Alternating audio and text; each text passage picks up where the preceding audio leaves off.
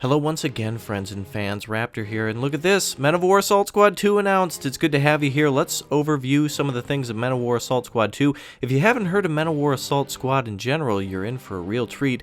It's a World War II-based strategy game that features 5 factions, including the Japanese, the Brits, the Americans, the Soviets, and even the Germans. So you get to play as everybody.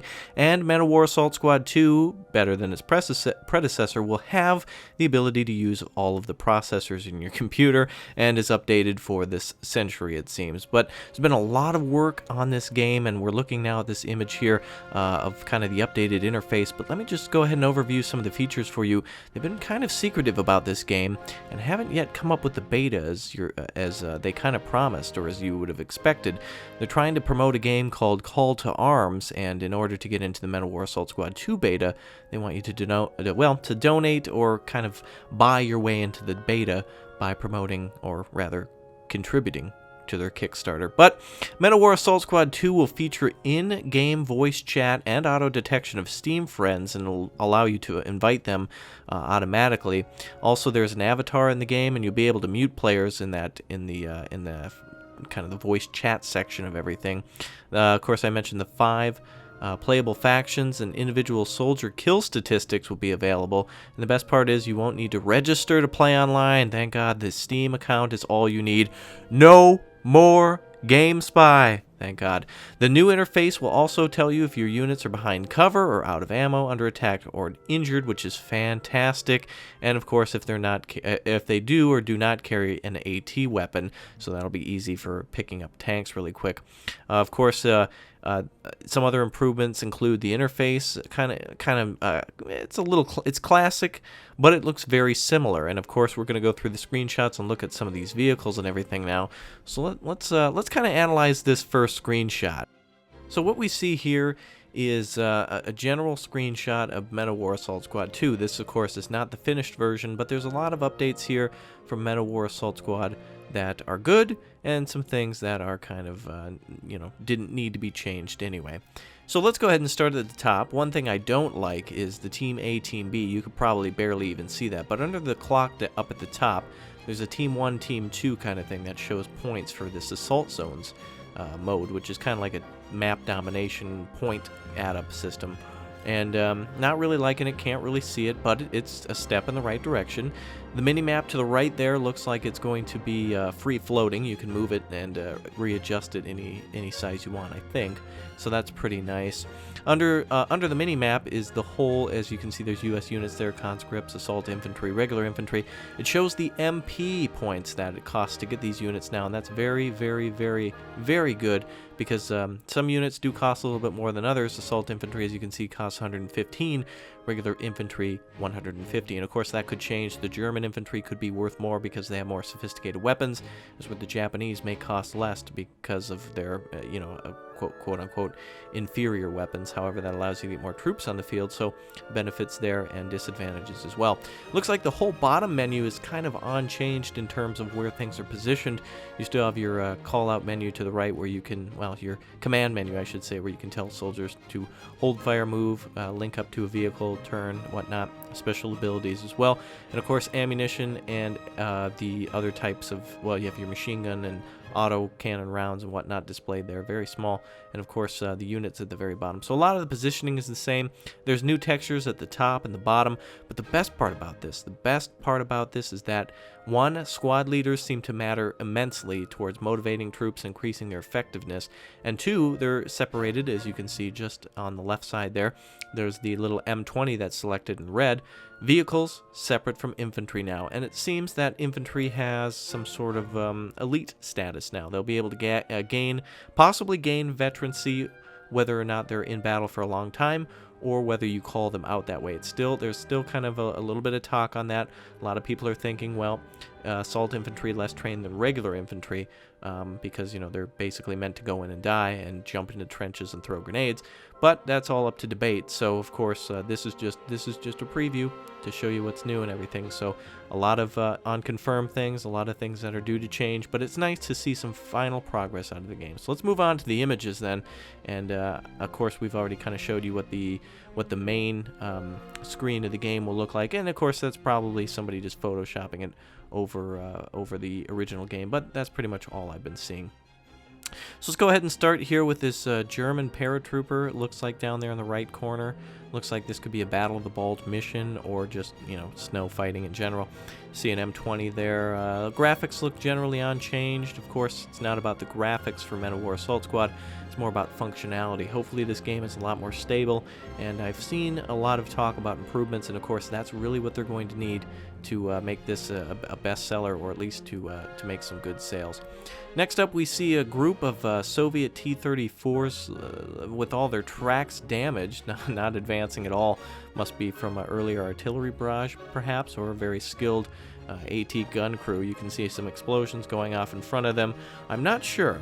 I am not certain that it will follow what a Company of Heroes had followed in terms of the rivers breaking and ice cracking and tanks falling into the river. Now, of course, they've done that previously in story modes that, you know, the river would, the tanks would cross and would be swallowed up by the water, but that was kind of not so functional and really didn't have any effect in multiplayer. Speaking of multiplayer, one thing I really want to see in multiplayer is the day-night cycle and weather cycles. And in fact, there is talk that you'll be able to, depending on the map, or perhaps you'll be able to choose different types of camouflage for your units. The Germans have an immense amount of camouflage that they have for their vehicles, honeycomb and tiger stripes and everything else, and so it would be really interesting to see whether or not you could have different camouflage for night operations, or perhaps camouflage nets that you could buy. Perhaps it would be a special upgrade.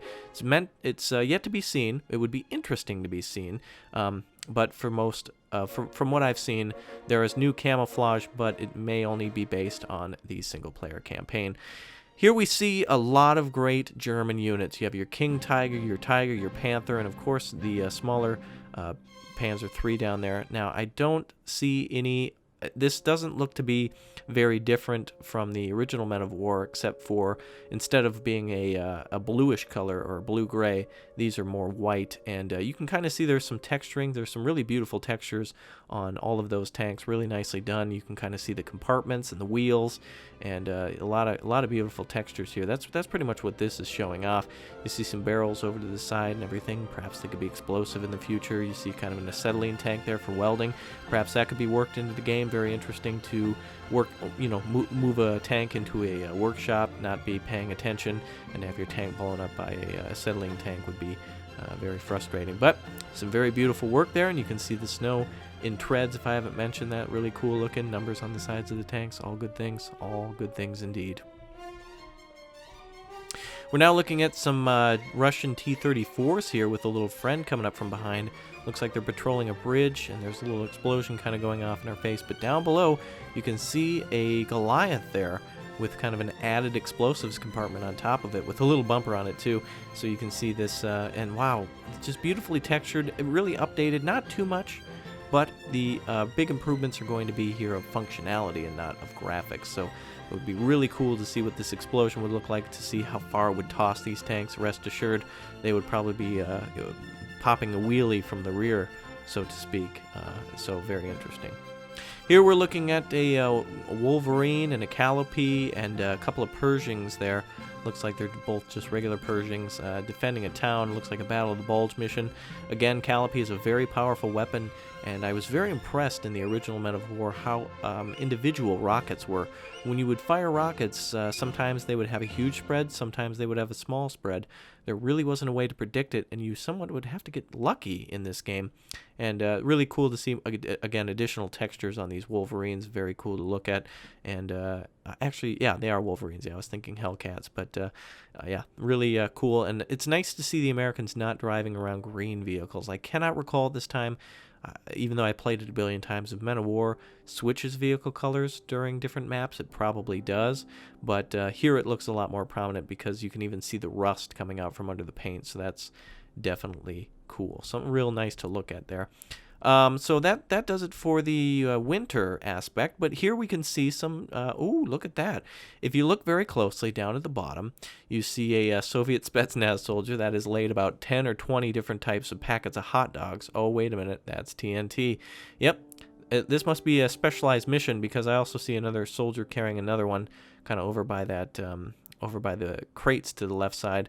But you can see German troops kind of patrolling this U-boat here, U-505 or USOS, whatever you want to say, or USOB. So yeah, really going to be cool to see what Spetsnaz can do. Really going to be cool to see if there's new missions. Campaign, not too much talk of the campaign, other than that it'll be very similar to Men of War Assault Squad, which is very disappointing.